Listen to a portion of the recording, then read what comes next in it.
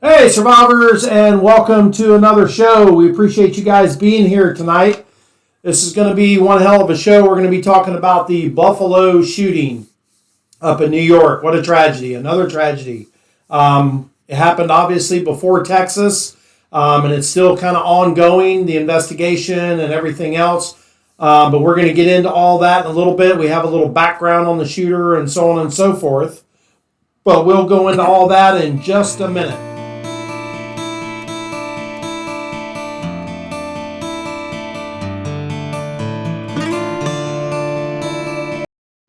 Hey, John, what do you got for us for a beer moment, buddy? Well, we're going to try a Rocktoberfest. Uh-oh. It's a Best Bier by Nice color. the Almanac Brewing Company, or Almanac Beer Company, Nice. out of Alameda, California. Right. That is a beautiful color. So I'm going to start this It is bad a boy fall off. Man, it's nice. I'm going to start it off with the highest grade I have given yet thus far. Okay. A 9.75. I really like the hell out of it. That's quite a... I love it. John, you want to go or you want me to go? I'll go. Okay. It has it is refreshing. It has a good taste, nothing overpowering. It's not too hoppy or anything like that, like an IPA or anything like that. The only thing it's missing, and I'm a lager drinker by trade, but it lacks crispness, in my opinion, and that's the only thing that's bringing it down. Yeah. So for that, I'm going to give it an 8.6. Okay. Still a good rating. Yeah, no, this is a really good beer. It's easy drinking beer. I think it is missing a little... I wish it had a little more flavor to it, but it's definitely a good 8.75 to 9. I'll give it a 9. It's a good beer. Right. It's a really good beer. I just wish it had a little more meat to it. A little meat and a little more crispness. It tastes like the caramel, or, like the hops. Speaking of caramel, I do have a good joke, though. Okay. Real quick. Go ahead. So there are 3 moles going through a tunnel. Okay. Okay, and the first mole says, I smell sugar. The second mole is like, I smell cinnamon. Third mole says, all I smell is molasses. Oh my God. Boom. Okay, there's your dad joke. Yeah. All right. There's your dad joke. So Well, listen, anyway, go ahead. I was just going to say our beer moment was brought to you by Kenny's Grocery, located at 1792 in French Avenue in Orange City. Stop by there. Tell them that you saw about them on the show. All right. Absolutely. And our next sponsor we want to thank is Kristen and Tom Clem, and they are from Exit Advantage Realty. All of their information is down below in the comments. They are absolutely a fantastic real estate team. These guys can sell your house quicker than you can say lickety-split. But they are fantastic people. Tom, by the way, was a Marine, a full-time Marine, always a Marine. He's now a full-time law enforcement officer with the local sheriff's office. Kristen was a school teacher, so their heart is in their community. So take a look at them, and their phone number is down below if you're looking to buy or sell in this area. And Clem Property Investments. Tom is doing some flip houses right now, and our other sponsor, CNR Constructors, is doing all of the work for these flip houses. And I'll tell you, Tom is really moving and shaking out there, ready to buy a house. I mean, if you're ready to sell that house or whatever, you need cash for it, whatever, Tom is the guy to call, but all of his information is down below for Clem Investments. Third sponsor is going to be CNR Constructors. That's who I work for now. They are a general contractor here in Central Florida. If you need it built, CNR Constructors can build it. They are absolutely phenomenal. They did a bunch of work at John's house. We just finished up the last little pieces of it yesterday. Turned out fantastic. I'll let you say that. Yeah, but turned out fantastic. The wife is happy. That's all that matters. Yep, that's all that matters. So anyway, all right, well, let's get down to the meat and gravy of this whole thing. Well, let's talk about some fallen officers. Yes, please do. Go ahead. So this year, we've had, as of today, 114 fallen officers in the line of duty. And all the numbers are still trending down. And in the second part of the show, I'm going to talk about, because we talked last time about officers getting shot at versus getting killed, and it's definitely on the rise. And in part two, we're going to talk a little bit about that. But as of right now, 114 fallen officers in the line of duty and 9 canine dogs. So, all right. As tradition on the show, we'll give a salute to all of our fallen brothers and sisters out there and our canines. Salute. All right. With that, I'm going to speak about a fallen officer. It's part of the trivia question for a classic Surviving the Badge sticker. Sticker. Looks just like this, guys, only this big and sticky. It's stickier, right? That's what she said. Yep.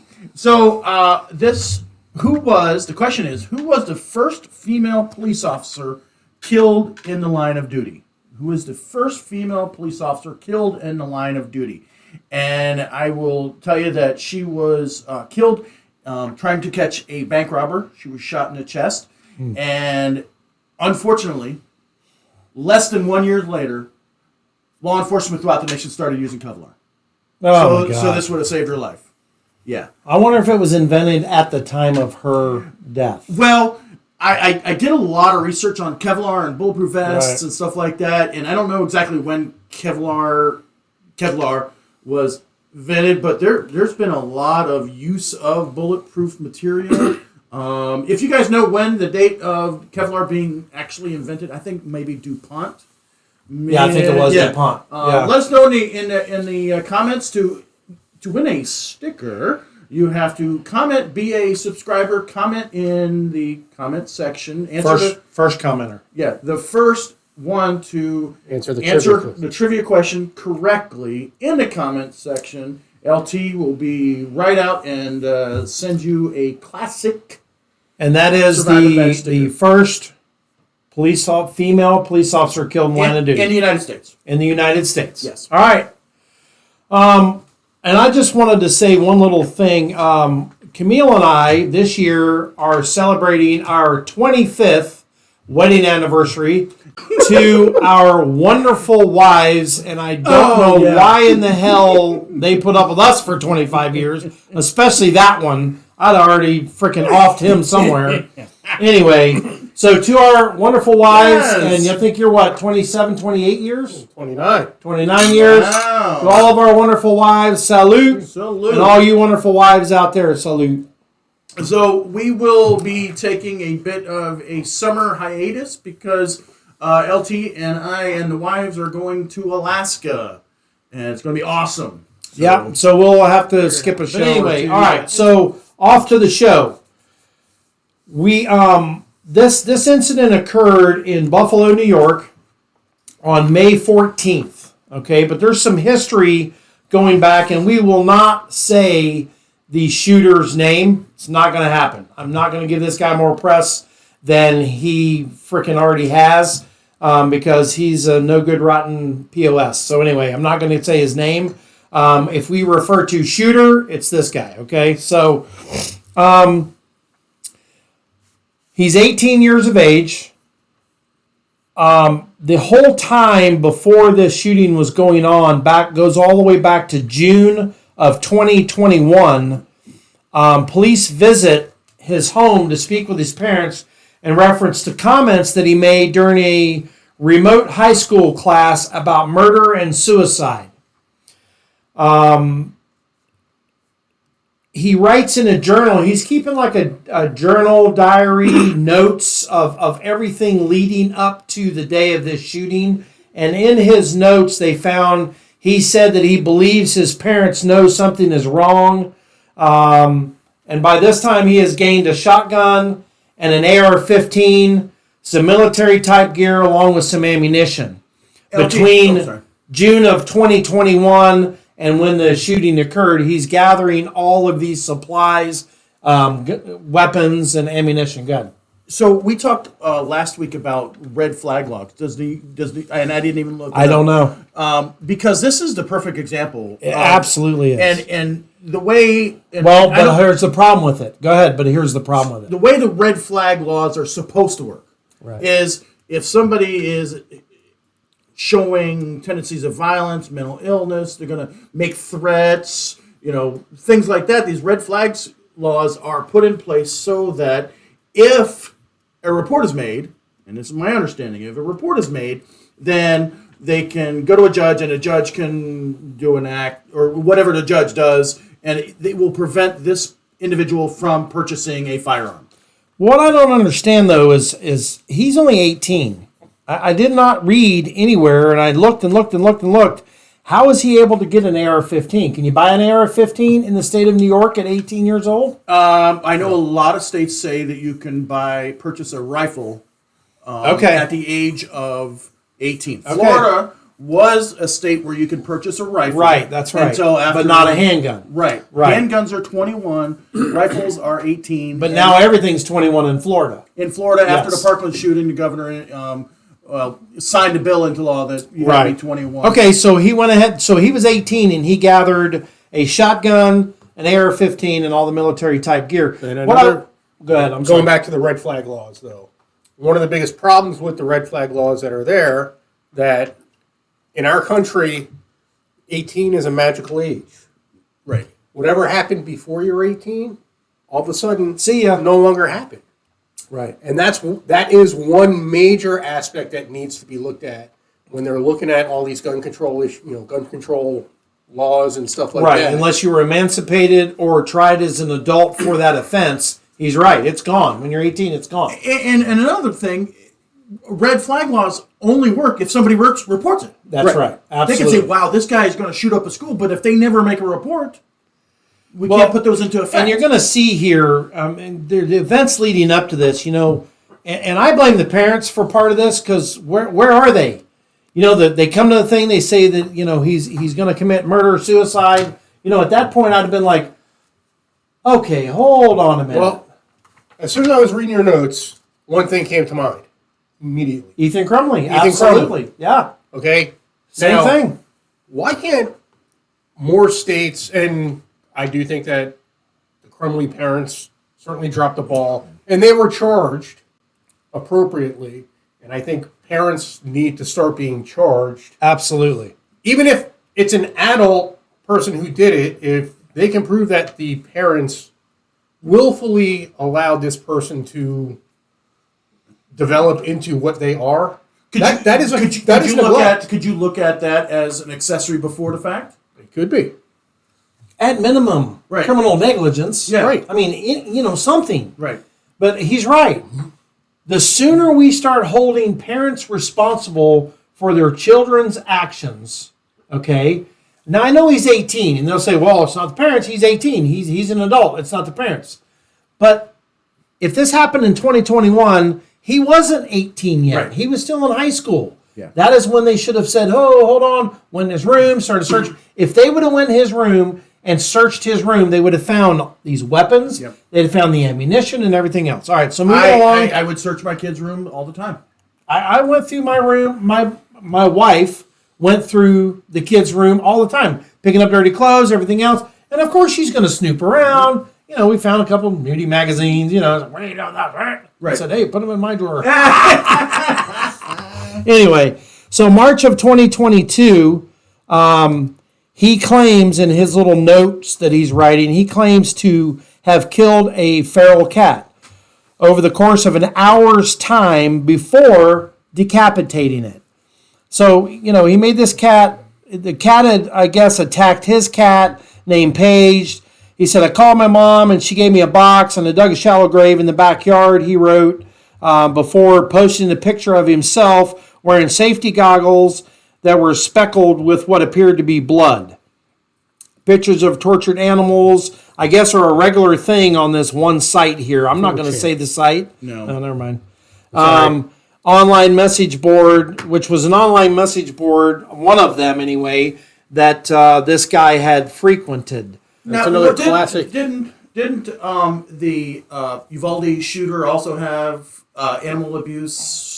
Was he the one, or is it the? No, it was is Ethan this kid Crumley. who It was had- Crumley. Well, there was one of these kids who had Almost a all of dead them. cat in a bag almost all of them have. Yeah. Well, and they this say is one of the first signs. it is. I was just going to say that they're going to be a serial killer or torturing animals. And guys, we're not talking about taking a magnifying glass in the backyard and burning ants. We're not talking about that. pouring salt on slugs. Yeah, pouring salt on slugs. I'm famous for that.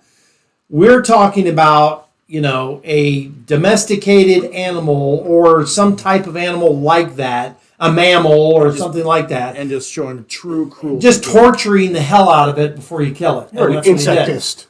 there is a thing. It's called the McDonald's Triad. I would just And good job. I'm sorry. No. Great, go. So the McDonald's Triad, and a lot of people have. Is that the Happy Meal, like a cheeseburger? Yes, absolutely. And you get Drink and little fries? sliced apples. I mean, it looks like Grimace, so why not? The McDonald's Triad, it's kind of fallen a little bit out of favor, more towards head trauma, things like that, but that's for a different show. But the McDonald's Triad, 3 parts of the McDonald's Triad is animal cruelty, and then we have arson, and then we have enuresis, which is late-term bedwetting. Kids grow out of bedwetting. Right. At a certain age. I don't know. I haven't had kids, and so my youngest is 23. But we're talking late into their, Like 8, 9 years old. Right. Like out of nowhere, it starts again. Yeah. So if you have, and they say, and it's obviously nothing's 100%, but they have connected a lot of serial killers and things like that to possessing all 3 of those. All right, so then he, let's see, in the months leading up to the killings, he had ordered more than $1,000 in body armor, medical supplies, which were sent to his parents' home address. He stored the weapons, tactical gear in his bedroom, including the rifle, semi-automatic rifle, AR-15, and it's covered in racist graffiti. If you look at the video, and we'll talk about the video in a little while, but if you look at the video, you can see the racist graffiti written all over the forestock of the weapon. But it's covered in racist graffiti, which he later used that same weapon to shoot 13 people, killing 10.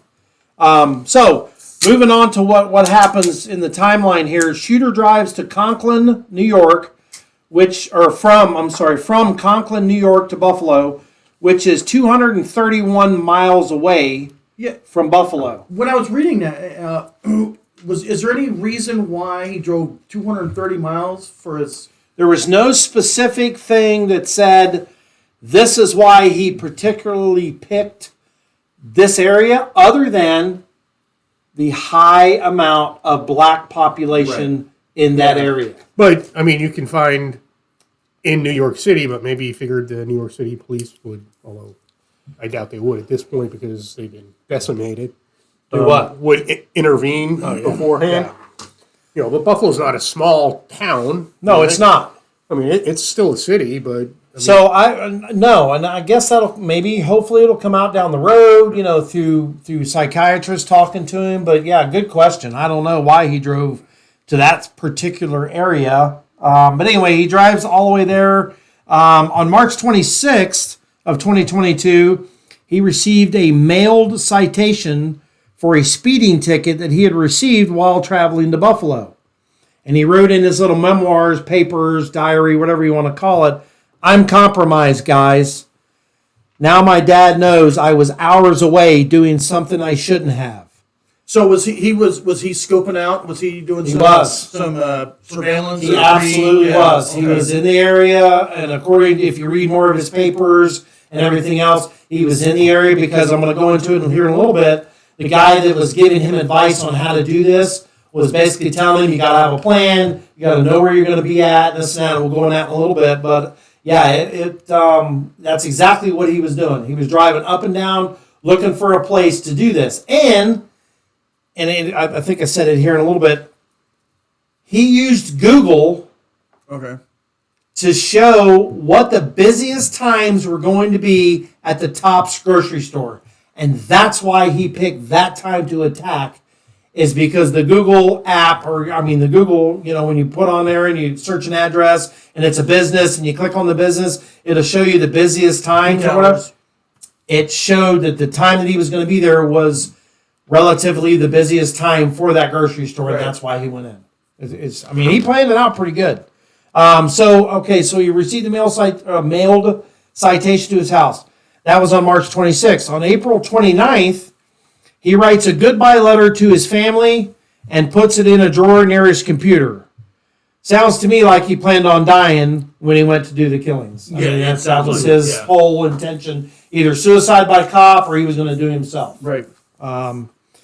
So he describes himself in his papers as a white supremacist and an ethno-nationalist. What's it? What? I don't know. I forgot to look it up. Is that like? Is that almost like a xenophobic? Yeah, you hate other nations except for yours. I don't know what that is. But only based on the root words, ethno being ethnicity, right? And nationalist being country. But so I'm assuming like you only want like a white American, right? Yeah. Okay. Right. Yeah. So all white, according to him, his belief, all whites are better than non-whites. According to him, and white Americans are better than any other whites. According to him. Yeah. I'm not condoning it. I'm just saying that's the way I understand it. I mean, when are we going to get past this just Neanderthal-like thinking? I don't... According to the interwebs... The interwebs, yes. Google? It says, no. Okay. Wikipedia. It says says ethno-nationalism, also known as ethno-nationalism. I'm sorry. Well, that's what it says up here. Oh, good. I know. I don't know why they repeated it. Is a form of nationalism wherein the nation and nationality are defined in terms of ethnicity. So there you go. So he's identifying himself as a white male. Right. Yeah. So instead of an American or, a human or whatever. Okay, so anyway,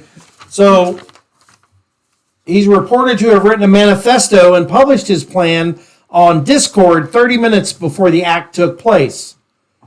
So he wrote out a whole thing, exactly what he was going to do and everything else, 30 minutes before the actual act. He published it. So the manifesto said what he was going to do and where? Step by step and where he was going to do it and everything else. And he published it, okay? Allegedly, there were 6 people he regularly communicated with on this Discord. Shooter invited a small group of people into a chat room on Discord. 15 people accepted his invitation into the chat room and were able to review his plan and watch the live stream of his acts of violence as they occurred. 15 people were logged in to that channel and saw his manifesto and watched this happen. And did any of them who read the manifesto 30 minutes say anything? And everyone who failed to do anything should be charged as an accessory. I agree with that. I don't know. Especially the ones who are watching it online. Is a fail to act? Well, we'll go back to Seinfeld. Okay. No, I mean, Massachusetts supposedly had a failure to act law. Okay. No, I get it, but is that and law? maybe we can look into if you have information that someone said they were going to do a mass shooting or a murder or something like that, and you fail to report it, then you could be held liable if it occurs. It'd be tough to prove that they absolutely knew, because they could Well, have they an can auto find that- login when he popped on. I mean, absolutely. it'd be hard to say. Let me read this. Oh, this is from that knucklehead. You click on it, but you're like, what an idiot. I didn't realize it was this guy, and you didn't read it. Right. I think it's going to be... The FBI verified that none of the people that were, of those 15 that were logged in, none of them called law enforcement to report his plan. The FBI currently, when I pulled all the research for this, which was about a week and a half ago, they were currently interviewing all of the suspects or the people that were logged into this and supposedly watching it. They were interviewing them. So here's where he gets his information, where he gets his plan, and where he gets revved up and everything else. So authorities are trying to identify an individual that the shooter refers to in his diary or papers as the Sandman or the Saint Sandman. Okay? In the diary, he seeks counsel of the Sandman on which AR-15 manufacturers are the best quality, which he gets an answer. In the documents, the shooter refers to the Sandman 3 times. In the documents, he quotes the Saint Sandman as saying, "When the time finally comes to deal decisively with a host of society's problems and not go to prison for it, you'll know. Just be ready. You have spent your entire life from the day you were born right up to this very moment reading this sentence, coming to where you are right now. Look around you. Are you content with where you are right now? Are you where you want to be? If so, continue to march. If not, what are you going to do? What's your plan? Get and keep your mind, body, and spirit right. Pray, lift, run, read, shoot, and teach your kids to do those things." LT. Just take that for a second. Yeah, I read this. Take out the shooting, and it sounds like my football coach. But Well, so this is in his diary. Or papers, diary, whatever. Manifesto. Yes. So when I'm reading this, I'm thinking, this person doesn't exist. In my mind, I'm like, this person does not exist. This is the audio-visual delusions of a schizophrenic. That's what I'm thinking. I have no idea He's listening to this voice. Right. That's how I read Multi-personality. 100%. I have no idea if this Sandman really does exist. But reading through this, I'm like David Berkowitz said, "Oh, the dog told him to do it." Right. You know. Right. And I'm thinking, what was the dog's name? I don't know. What was the dog's name? Cooper?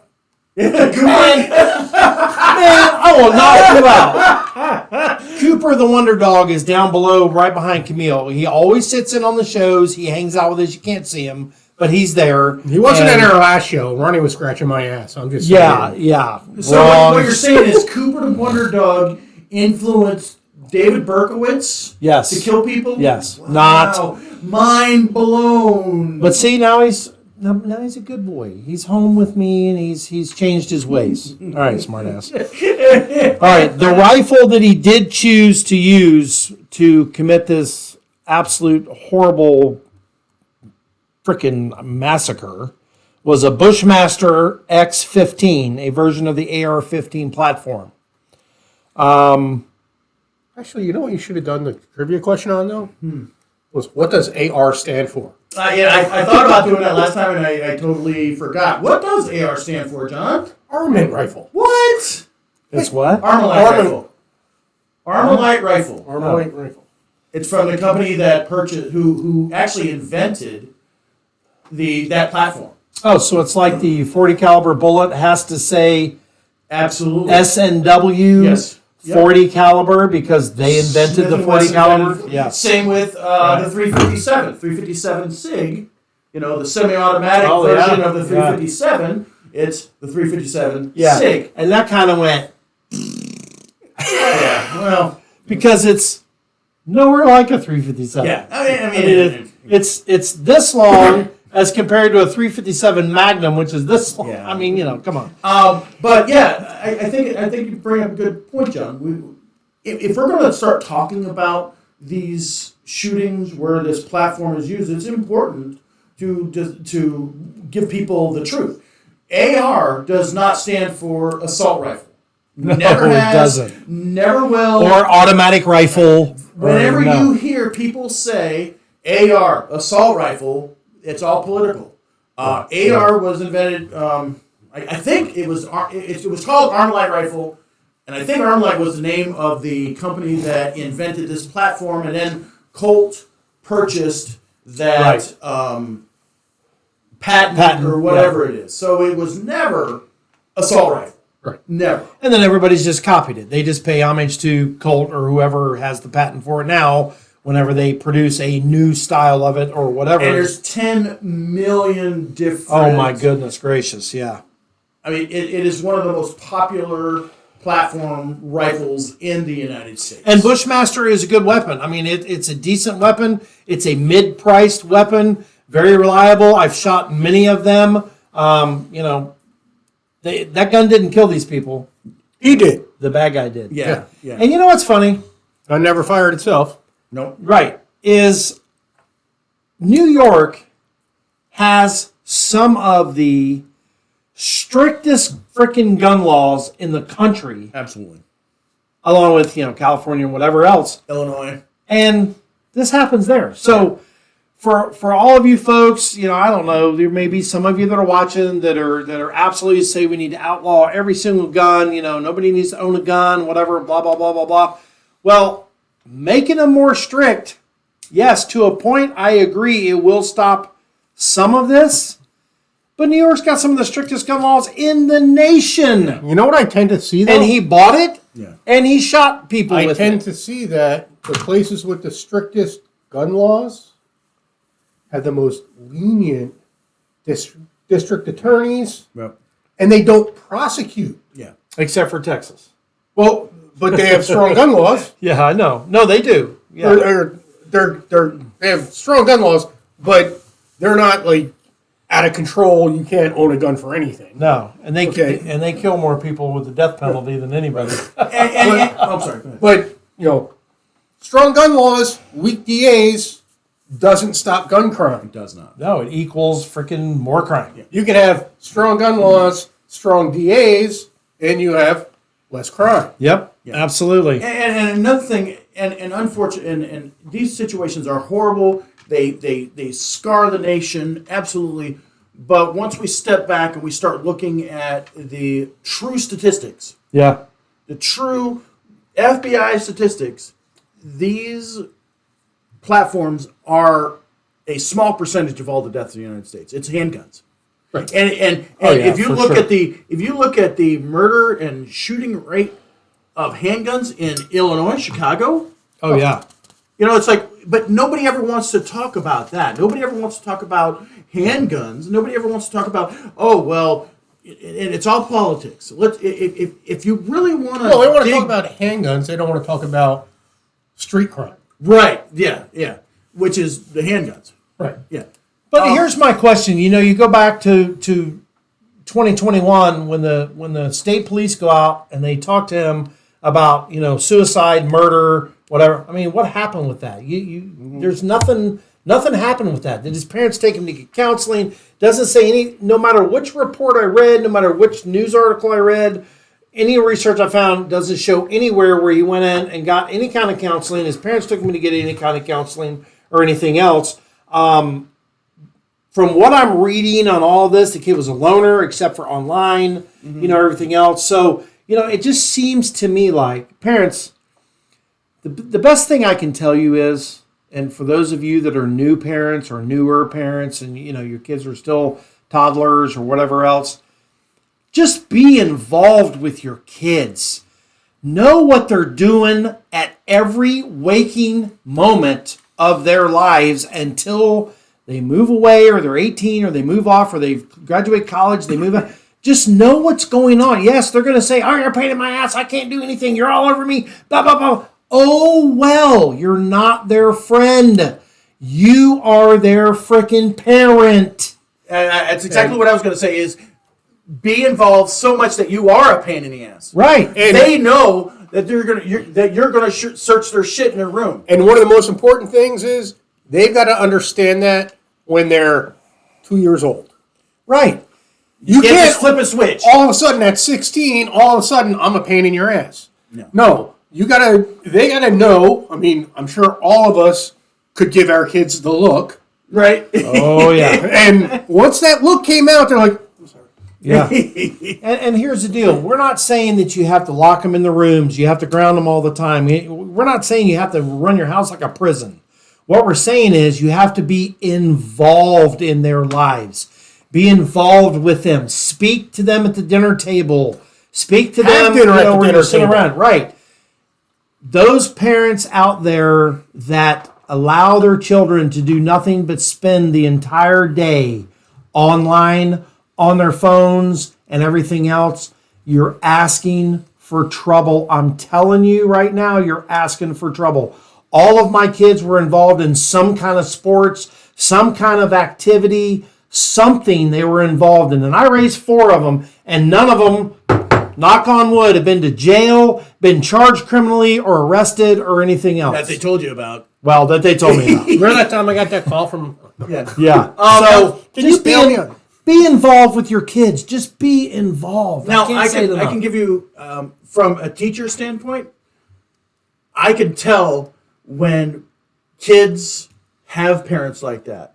I'll say, hey, Bobby, what's your mom's name? I'm going to email her right now. No, Mr. Long, don't do that. I'll, and some are like, whatever. Or I'll contact parents, and they're like, oh yeah? Oh, okay. Oh, I'll take care of that I'll shit. take care right now. Yeah. It will not be a problem again. Or, well, I didn't know that they were. I didn't have. Well, any is there idea. any way you can get extra credit to Yeah, make up that? it really is. You can absolutely tell the parents that are doing exactly what we're talking about because the kid doesn't want me to talk to him, and the parents they nip that shit in the bud quick. You know what's funny is I coached baseball for, I don't know, like 14 years, years, something like that. Youth baseball, up at one of the Was it public- Little League? No, it wasn't Little League. Oh, so it wasn't really baseball. Yeah. No, but every Little League team that we played, we freaking crushed them because Little League, in my opinion, sucks. But whatever. Anyway, they don't teach them kids nothing. But anyway, so I was involved. I used to see the kids on the team that were not well disciplined. They were just there because their parents basically dropped them off for babysitting for an hour and a half at practice or at games for 2 hours. You call them and I'm like, hey, your kid just got hurt. Where are you? Oh, well, I thought practice wasn't over until 7:30. I'm up at the Walmart. And I'm like, are you freaking kidding me, man? I mean, come on. Sit out in the freaking bleachers and watch your kid practice. Maybe you'll learn something, My mom, when I was growing up, we didn't have enough people to play. She'd take center field. Exactly. That's my mom. She's like, most of the time in the stands, like, oh, I love baseball. Yeah. She'd go out there and Just become involved, guys. That's all I'm Absolutely. saying. All right, listen, we're going to wrap part 1. This is part 1. We're going to wrap that up at this point. We'll get into him arriving at the store and him going in and doing, this terrible act and everything in part 2. Don't forget to catch part 2 because that's where we're going to really get into all the really bad stuff. So we just kind of wanted to set it up with part 1 and lead us into the next parts here. Got any closing? if you guys have any questions or concerns or comments, I know with the last episode we responded to a lot of comments below, Wow. good, bad, or indifferent. Feel free to tell us what you think, honestly, and we'll tell you what we think, honestly, back. Absolutely. And follow us, and please subscribe because we're a small podcast. We would love some subscribers. But, hey, or don't subscribe. But tell your friends that we are the best podcast. Like on and the subscribe planet. below, guys. We appreciate it. John, what you got, buddy? Nothing. We're good? We're good. Wow. Hey, Man. pay attention. Hey, wait, hold on. I'm I going was to going to say, what other platforms are we on? Well, I was going to say, John put out a short. He Right? did. We did a Yeah, short. so we might start doing some shorts episodes. And it was a pretty damn good drink. You're going to want to check out the short. It'll be on the show around the same time this show comes out. Make sure you check that out. But we are on Spotify and we are on Instagram, so check us out. Yeah, absolutely. Hey, guys. Hey, And just like always, here at Surviving the Badge, we still got your 6. Awesome.